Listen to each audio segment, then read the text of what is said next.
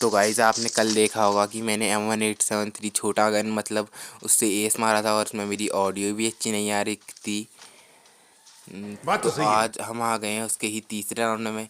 तीसरे राउंड में आते ही मैंने यहाँ पे मेरे भाई के ऊपर रश मार दिया और मैंने उसके टीममेट को डैमेज दिया और एक को नॉक कर दिया और उसने मेरे टीममेट को भी नॉक कर दिया।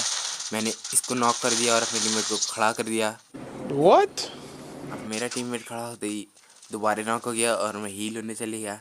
दवा दारू लगाते ही मैंने दवा दारू लगा रहा था और दवा दारू लगाने के बाद पता चला कि बंदे हैं ड्रॉप के साइड बंदे हैं। तो मैं नीचे कूद दिया और उसने मेरे को डैमेज दे दिया। तो यहाँ उसने मेरे को अपना मुंडी दिखाया, उसका मुंडी दिख रहा था तो मैंने उसका खोपड़ा तोड़ दिया। उसका खोपड़ा टूटते ही मैं उस पर रस मारने चले गया क्योंकि मेरा एज था। तो मैंने उस पर रस मारा। अरे मारा नहीं बंदा, अरे किल छोड़ दिया, एज छोड़ दिया यार। सारी बहन भी